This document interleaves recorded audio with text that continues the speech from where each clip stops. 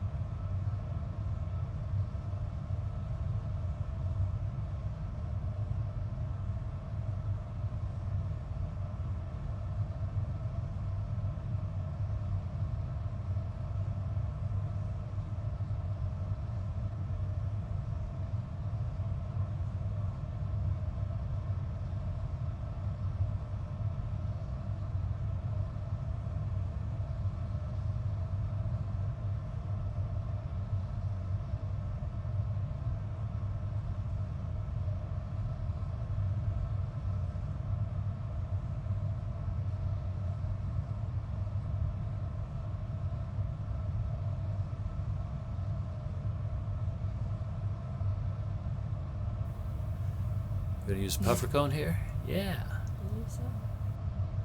Why doesn't the metal stick to the puffer cone? Well, if you left it there long enough, it would. But a couple of things are happening. One is that the contact portion of the glass of the puffer cone is pretty small, and the puffer cone is made out of aluminum, and aluminum dissipates heat very quickly. So instead of just that one area getting hot, it dissipates the heat across all of that aluminum, and it takes it much longer to get hot. By the time that happens, the glass is cold enough that it's not going to stick. The toughest part of using this puffer, I don't know, what do you think the toughest part of the puffer cone is? Learn how to push without over pushing. And closing the hole to your piece, covering it with that, Right. so if you had to kind of, it gets a little annoying. So what you're trying to do is you need to be able to seal the glass and the cylinder of the cone, the cone, so that they're airtight. That way that air expands the center of your piece. Right, when you blow into it. So there are a couple things that you can use that cone for. I mean, one is nice to just to use it to center it and to chill a hole, like if you're going to do an opening later, and be able to have that opening centered. But I think the hardest part is learning how to not put too much pressure on. In the beginning, it's easy to drive that cone all the way down to the bottom. And then after you get good at it, you can get it sealed, and then you can learn how to kind of ease out and let the glass come to the cone and push that center puff out a little bit further. Next, we're going to make a shape that is what we call a 5. It's going to have a bulbous bottom, kind of like a genie bottle, and it's going to have a long, tall neck. That's pretty good gather. Yeah, I'm on my third gather there. 3's a good number. Once again, that steam pad making that nice V bottom, getting that moil tight on the pipe. Kind of diamond shape. Nice use of the steam pad there, kid. Thanks. And once again, with the jack line, just the top one first until that line comes all the way around. Then you lay the second on to help create that stress. Remember the first time you screwed up the jack line and it corkscrewed? I remember every time I screwed up. Your purpose is to chill the glass there, freeze it, so that it will want to break there when you go to separate the piece.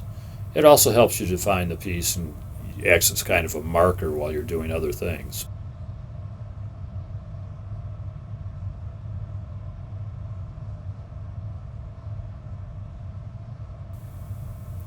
Definitely helps when you're making your bubble because you can really see the definition of when it expands past that jack line. Mm-hmm.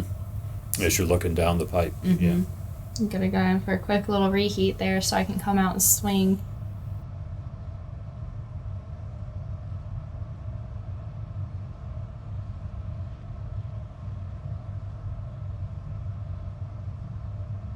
you get to stretch out your sides, keep your bottom kind of thick, allows you to have the glass down there on the bottom to expand it out to make your bottom, and already start to lengthen out the top of it, and that works out pretty well.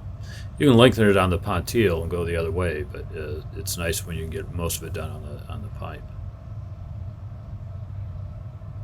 Now notice these jacks are a little bit different. They're wood. That's going to give me a nice little crease without creating too much stress in the glass. Those are wood jacks, so they're not going to get as cold on the glass. But that'll give me that nice little crease to have a big base on the bottom, and keeping that top a little thinner. Now at this point, if you just heat the bottom up, you can leave the top portion of it a little cooler. Now I'm just going to swing that out to give myself a little more room on the bottom.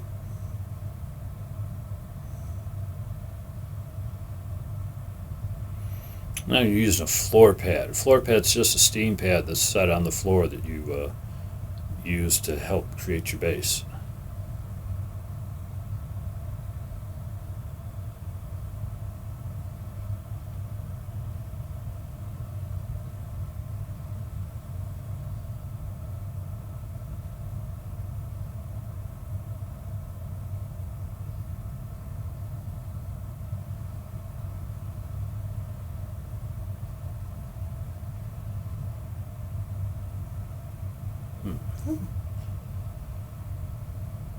I know it's a little hot coming out of the glory hole on that one.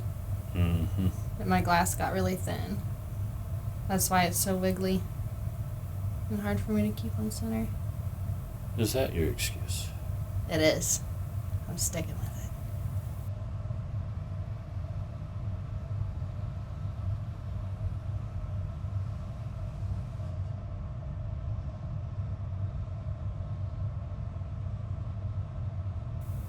There's my giant gather for my honey.